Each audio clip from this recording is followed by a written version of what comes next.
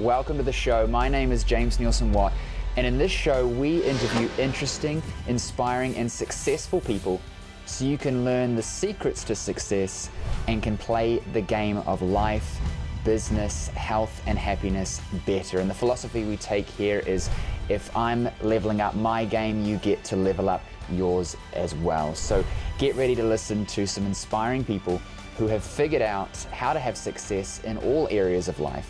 Health, happiness, wealth, business. We're going to be interviewing them in this show so that you can learn the secrets to success that they share with practical advice that you can take and use today.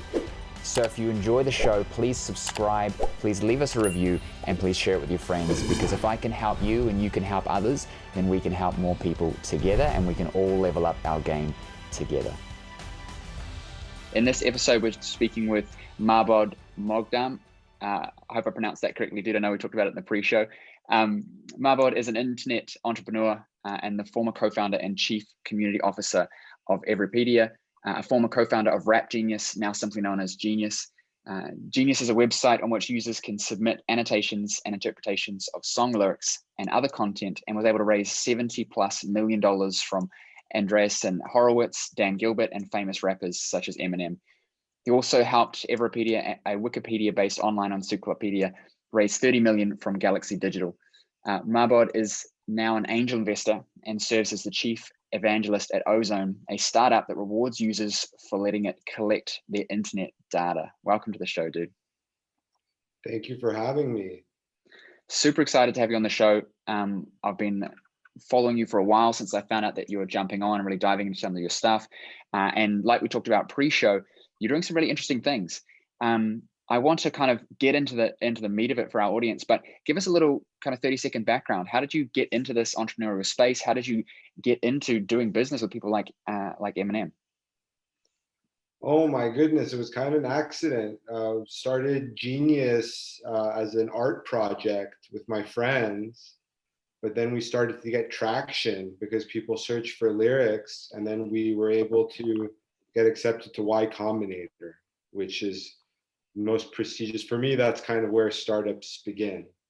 So we had some success. I ended up leaving. It got kind of corporate, so I wasn't really fitting the mold anymore. And then Mucker Capital, which is the most legit competitor to Y Combinator, funded Everpedia for me. I got into cryptocurrency, which is kind of how Everpedia's model differentiates from Genius's, is giving the crypto back to creators. And then I left Everpedia because it got too corporate. And then I met Lyndon, the CEO of Ozone, who's a former executive of Facebook as well as Google.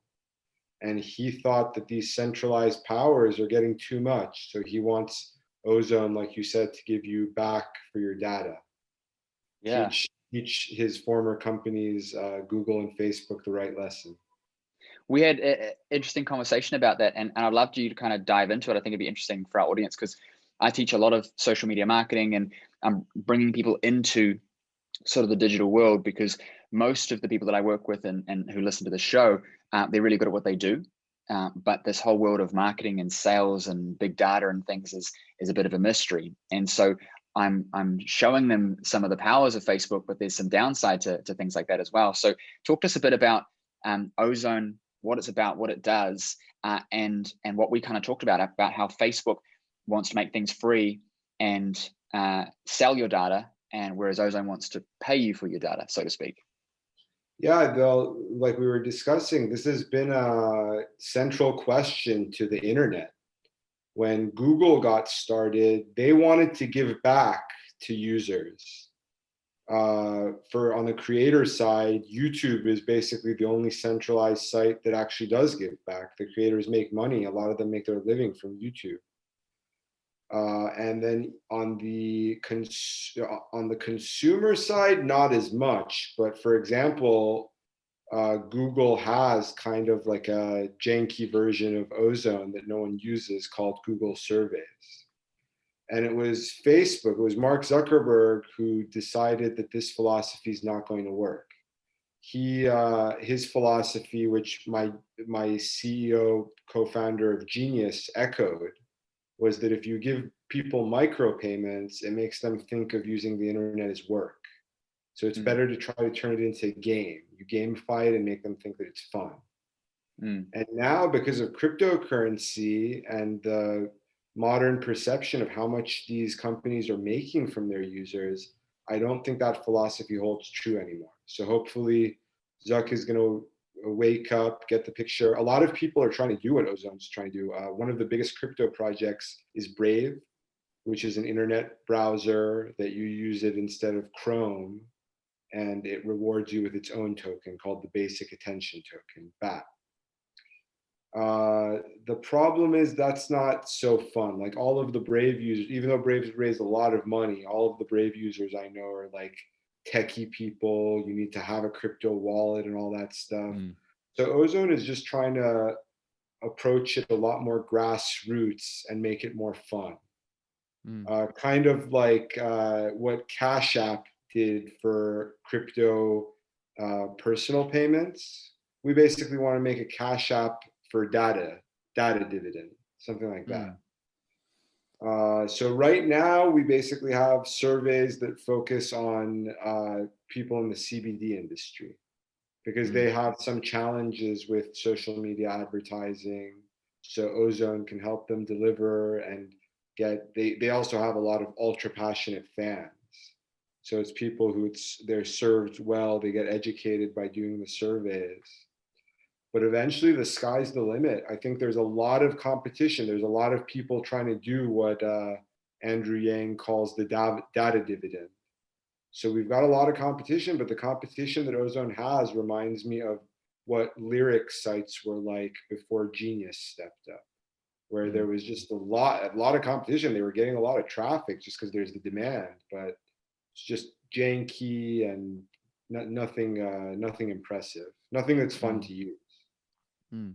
So let me break that down a little bit for my own understanding, and I also think the audience's. Basically, with Facebook, is my understanding, correct me if I'm wrong, you get to be on Facebook for free, and they can run the entire operation because they track what you do and sell that information to advertisers who can then target you with ads. And so the whole thing is based off of the fact that advertisers get free access to your data to be able to send you advertisements that they think that you will like and therefore buy stuff. And so I'm able to, I'll rephrase, it's not free, you have to pay for it, but essentially you've got the access to the data and I pay money to Facebook to use it to put ads in front of people. And then you buy things and I make my money back and Facebook gets paid and you get to use Facebook for free. Whereas what you're saying is that instead of doing it that way, we're looking at me participating in the system means that Facebook and other companies essentially are revenue sharing with me because it's my data. And so the more I'm participating, the more I'm answering surveys and engaging with things and creating data about what I do, that creates more data in the system. And I'm getting to choose to participate and say, hey, here's my data in exchange for these micro dividends, essentially, because the asset is the data itself. And I know that because I run a lot of ads. The more I'm able to be specific with my ad to who's seeing it, not that I know them personally, but if I can at least know males versus females, age ranges, some interests, suddenly I can put a more relevant ad in front of a more relevant person and get better transactions on my end, plus a better experience for the user. Is that kind of in a nutshell what this is all about? Yeah, exactly. And already, ever since Ozone launched, Facebook now has a competitor. They're doing Facebook Viewpoints, where they reward you to get surveys. So we're kind of serving as a wake-up call. All we want is for the system to change, but we think that we can be at the bleeding edge of doing it. We're working with the clients already who can get the most out of this. And I think that because we're focused on this, we're not just some engineer who's doing their assignment. We're passionate about it. So we're going to make it really fun. We have Ozone Games. It's a live game show. It was inspired by HQ Trivia. It's kind of like HQ Trivia, but you get something even if you don't win the grand prize. But we also give the grand prizes and there's sponsorships. And so we're just trying to find every cool way that we can give back. And if you look at some of our competition, like one of the other big crypto competitors is earn.com. And earn.com, basically all of their clients are cryptocurrencies. They're cryptocurrencies who want to give you $5 to learn about their cryptocurrency. And it's just not something that you would think everyone would want to use. That's why earn.com is not like booming. Also, they kind of make it complicated. It's got the same problems as Brave. So we're trying to approach this like a 5-year-old. That's how you make, I think, the best startups. Like, just what would a 5-year-old think about this? Would they think it's cool? Would it be something they want to use? So we want to make this thing that a lot of other people are attempting to crack. Like, our prophet Andrew Yang got us all to head down this road, but I think we can do it in a way that's fun, the same way that Genius, before Genius, looking up lyrics on the internet was a hassle, because there were more typos than there were correct lyrics. There was no way to even correct the lyrics if you found a typo. They would ask you to email them. They're like, please email us if you see any mistakes in the Metro lyrics. So we made it fun. We gave you IQ points for fixing them. We gave you IQ points for writing them. We got the verified musicians to come and do the work themselves. The only problem with Genius is the IQ points we give you aren't equity in the company. They're not tokens. So that's the problem that Everpedia and Ozone are trying to solve. I wish Genius would try to solve that too. That's one of my gripes with the Genius CEO, is I was asking him to get into cryptocurrency back in 2013. And he was just always bearish about it. And I'm so mad.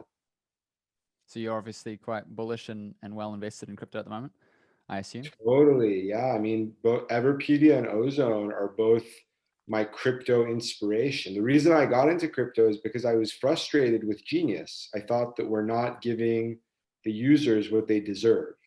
And I tried to do something called Cash Genius, where I'm giving one-time cash payments to the power users.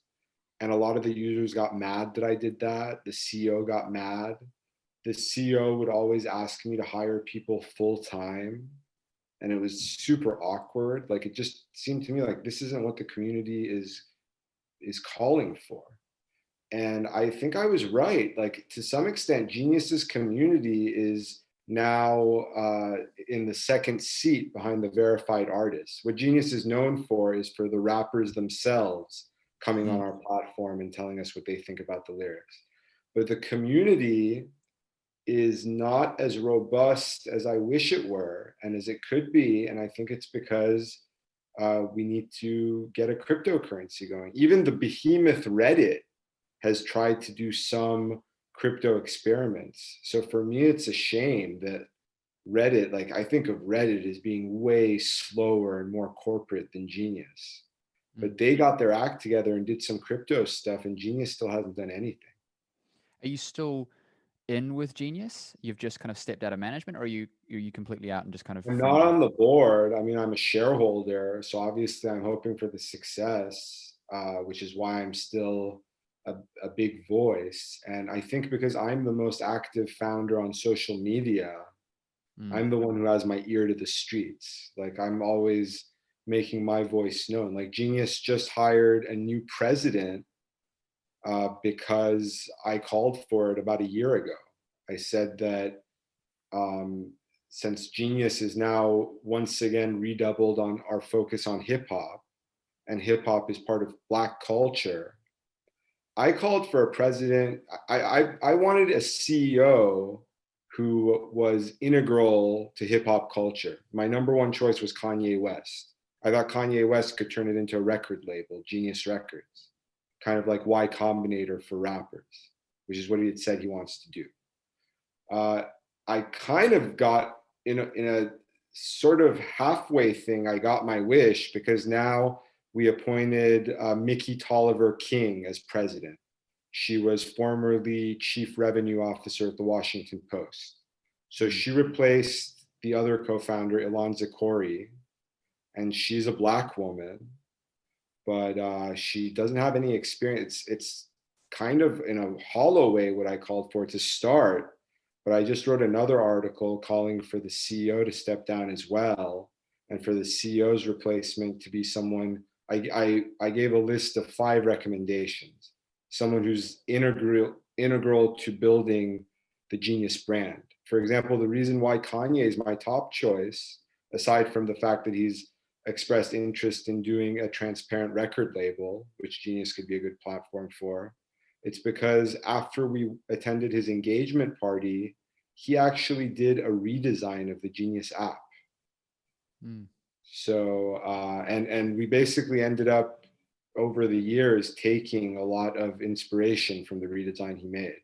And we never even gave him any equity for the redesign. So we got to hook Kanye up with something. And then also Rob Markman. Rob Markman right now, he's not one of the founders. He's basically the guy who came into Genius and replaced me. And then he knows every rapper. He's a rapper himself. So he's the one who made it the place that every rapper comes and they do the verified treatment. They tell you what the lyrics mean themselves. So I think it's better. I don't know what his title is. It's like creative director or something. But since people think of him as the de facto head of Genius, then let's just call a spade and make him the CEO. Mm. As I'm listening to you, it's bringing me back to the point that we talked about pre-show, where I said that, you know, the age-old cliche is you want to be rich, not look rich, and you want to be successful, not look successful. And I think that the way that you're so casually talking about these big names and these big things and these big concepts, and as you get further up the chain, it becomes more ruthless in terms of personal teardown. I presume that you've got a lot of haters. It's just part of life, especially when you're calling for things like this in such big ways. But you're so smooth and just you're doing your thing. And I think that a lot of people who are really successful are just focusing on the problems they're solving and moving one step at a time. So I'd love to kind of change gear and talk a bit about how you manage all of that, how you see success, how you see what you do. Do you see it as being this big up in the clouds thing that, oh my gosh, I'm doing these huge things? Or do you just see it as little things that you're just chipping away at and doing it, and it doesn't go to your head that, oh man, I'm talking about Kanye West and pointing him here and doing this and doing that? How do you see it? That's a question I get a lot from people who are first-time founders. Mm. And I do think it's a problem. Like, part of the secret sauce for Genius's success, it wasn't just me. My co-founders were also not taking it seriously.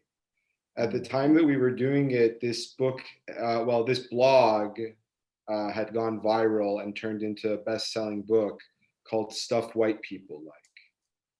So I thought Genius could be like stuff white people like. Like, my overall goal, I thought of it as basically a poetry art project that I'm doing. And I thought if it's successful, we can have a New York Times best-selling coffee table book. And I really didn't even know anything about startups. I didn't know what Y Combinator was. Y Combinator had just started a year before, or no, Y Combinator started 6 months before we started Genius. And Tom, the CEO of Genius, who built it, he hadn't just built Genius. He had built a few other things too. He had built like a early version of Venmo, an e-commerce type thing. He just really wanted to get into Y Combinator. And the reason why he finally decided to apply with Genius is because Genius was getting the traction. Mm. And we weren't even expecting any traction. We were just doing this to make our friends laugh. We wanted our friends to think our annotations were funny. But then we noticed that Google was giving us traction. And at that point, we still didn't know that the reason we're getting the traction is because 2% of all Google searches are for the word lyrics. So people are always going on Google to search lyrics, and they're getting redirected to these horrible sites like Metro Lyrics, which, like, now it's nothing. But at the time that Genius started, AZ Lyrics and Metro Lyrics were in the top 100 on Alexa. Mm. So when you see a bunch of really unimpressive people making money from something, that shows that there's a big opportunity. But thankful for us, we didn't even know about this opportunity. We were just doing it to have fun. So kind of like there was no pressure. And it's nice to have no pressure until the traction gets started. Like, once the ball gets rolling, then you already have something. Then you can start treating it as a job. Like the same with Ozone. Right now, Ozone, I really like everyone who I'm working with. We like our clients. Like our first client was Kush Queen, which is doing like revolutionary CBD related products and the marketing. And Olivia is a genius. She's doing 20 million revenue, going nuts. She's now setting up the first psychedelic microdosing company since it got legalized in Oregon. So we're having fun just with a bunch of people who inspire me. But now that the traction's getting started, and just like Genius was able to get the money from Y Combinator, Everpedia was able to get the money from Mucker. Before I joined, Lyndon got seed funding from some really prestigious investors like Jason Calacanis. So now we're starting to kind of go from just having fun, inspiring people who we like, to seeing the real opportunity. Like there's sites on the internet like Swagbucks. Swagbucks is as old as Craigslist. And it's basically like the coupon site for the internet. You go, you take surveys and stuff, and you can get a $5 gift card. And Swagbucks still is a very high traffic site, kind of like how Craigslist still is. So there's a lot out there. And then you have these new school crypto type competitors like earn.com. Like I'm saying, it reminds me of AZ Lyrics and Metro Lyrics. So we've definitely got our work cut out ahead of us. A lot that needs to be done. I really like what you said. It's a good summary of how I've always thought about things. And you said that not to take things so seriously, and it eliminates the pressure until things gain traction, at which point you can kind of collect yourself a bit and actually turn it into something. And I think that all of us, we take what we do far more seriously than we should. And I think that if we relax about stuff a bit more, we can actually move faster and be more nimble. You know what I mean? When you're walking down the road, you're not tense, you're not stressing out, you're just walking. And so if a dog comes in the way, you just pivot around it. And I think that in business and anything that you want to be successful in, you have to be able to do that, because the more rigid you are in what you believe, what you do, what you say, it sets you up to have these potholes. Like even if you look at Blockbuster and Netflix or Amazon and everybody else, I think that everyone was so rigid in how they wanted to do it and what they believed, and they weren't able to be fluid and pivot. It meant that these companies came in and just demolished them. I watched this interview, I think it was Borders or something like that, one of the bookshops, and they were basically laughing at Jeff Bezos around Amazon. He said, this is a fad, the internet's going away, which I think is hilarious that people even said that, being where we are now, and talking about Amazon, you can't sell, people don't want to buy books on the internet and blah, blah, blah. Now Amazon's taken over the world. I think that principle of not taking it so seriously in terms of really just being playful with it, being fluid, is huge. I try and live by the principle of don't get emotionally attached to outcomes. And it's similar to what you said, is that if I'm emotionally attached to there being a positive result, then I can't help but inherently be attached to the negative, and therefore I'm affected by everything, because some things are out of my control. And if you're not taking it so seriously, then if there's a win, it's like, that's nice, but I'm winning because I'm having fun anyway. And if there's a down period, it's like, okay, well, I wasn't taking it super serious in the first place. Now, I want to preface this and I think you would agree, we're not saying don't take what you're doing seriously and be good with it and try and get outcomes. We're just saying, let's not get so serious in our head about it. Is that kind of what you believe as well? I think it's an art project until you have traction. And what's interesting is a lot of people get money before they have traction. That's the fault of the investors more than the founders. Like a lot of investors don't abide by this maxim, but for me, it's a maxim both as an angel investor and a founder. I only take it seriously once other people are taking it seriously. And I'm never the first one. Like I'm just like a curator with my own projects, with other people's projects, with music. Like when people are like, listen to my new rap song. And I'm like, I'll be honest with you. I'm only going to listen to it once thousands of other people are already ranting and raving about it. Mm. So that's how I am with my startups too. Like at first, I might think something's a cool idea. There's a lot of cool ideas, but I'm only moved to get really passionate about something once thousands of other people already really like it. Mm. And with Ozone, so many people are like, I've been waiting for something like this because everyone hears Andrew Yang talk about this kind of stuff. So now they're actually seeing it become a reality. And the other people who are trying to do what we're doing don't have the same reach. Like earn.com is basically only trying to market themselves to crypto investors.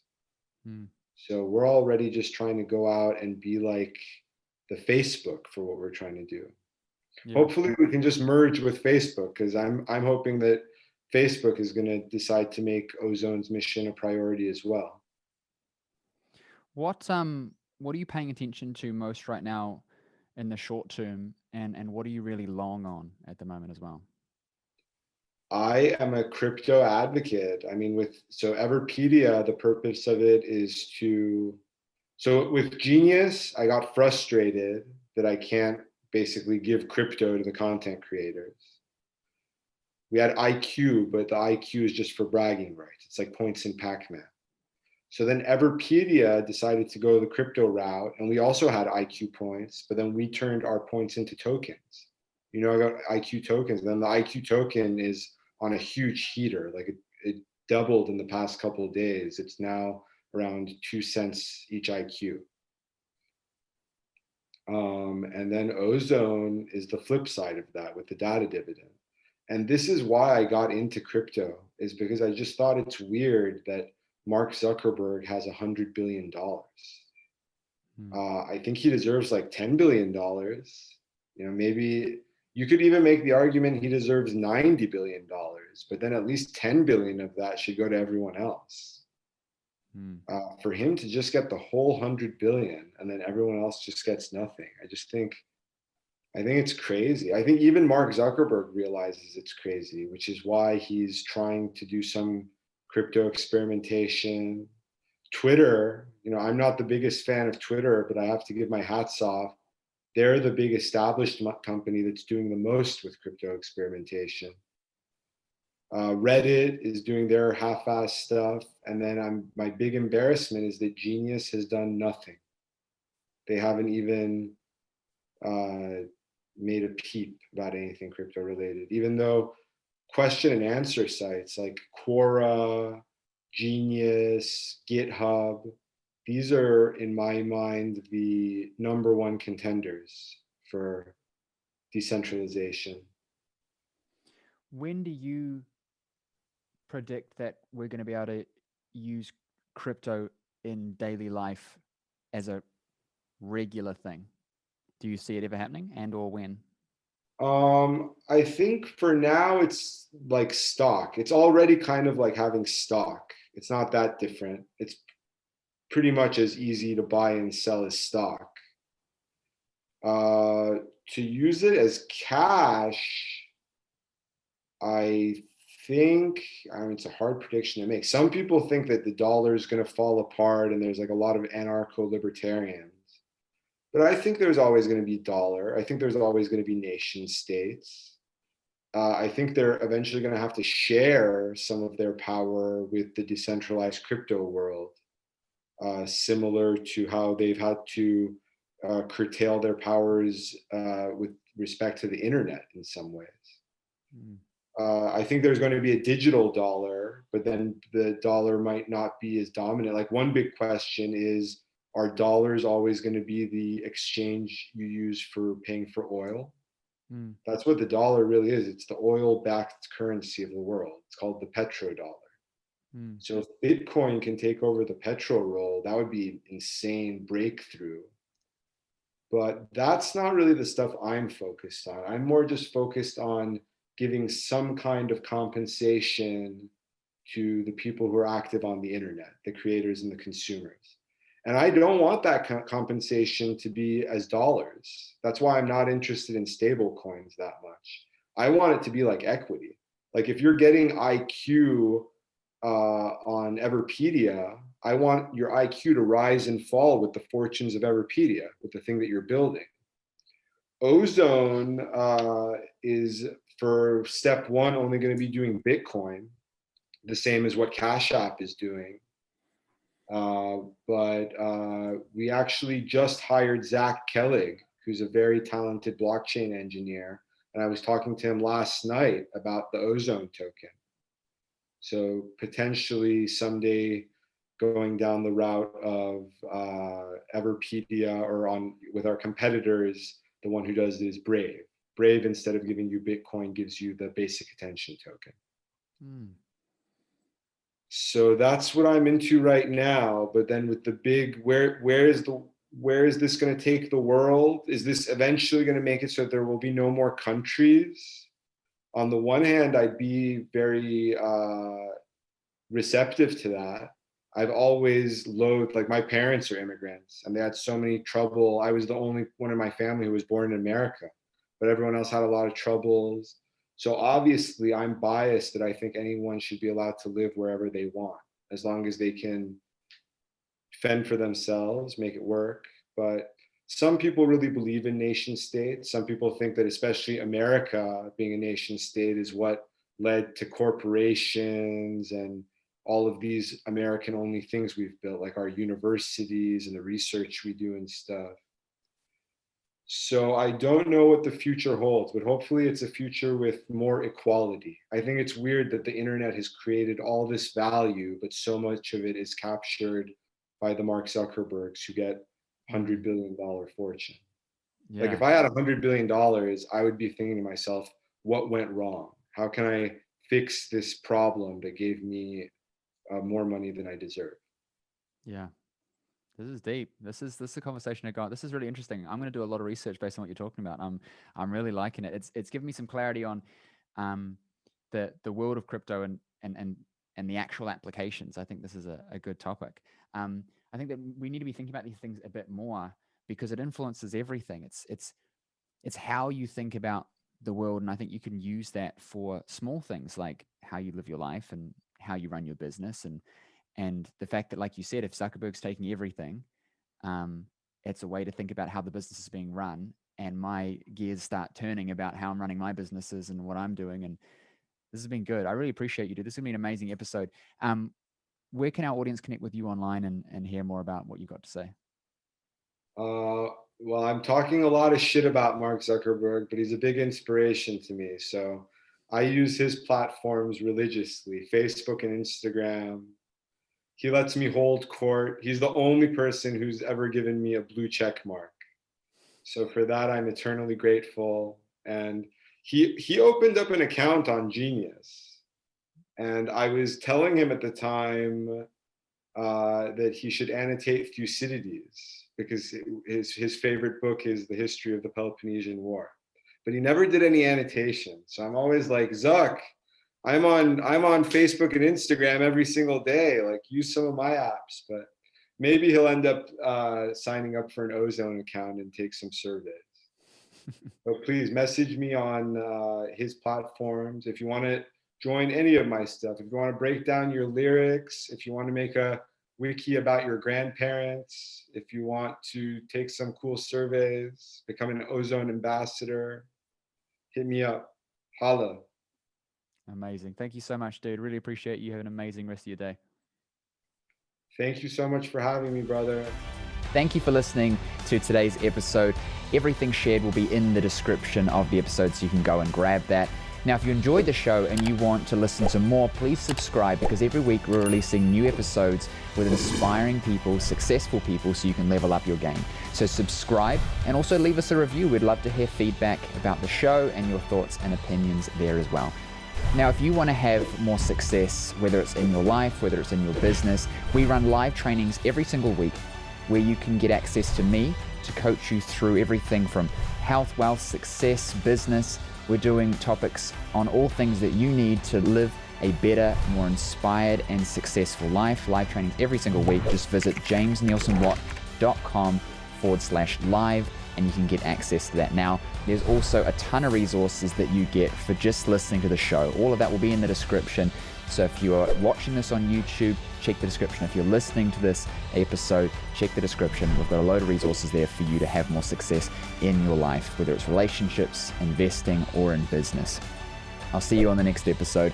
And as always, subscribe, leave a review, and tell your friends, because there's somebody else that needs to be hearing this, and maybe you're their opportunity to help them level up their game.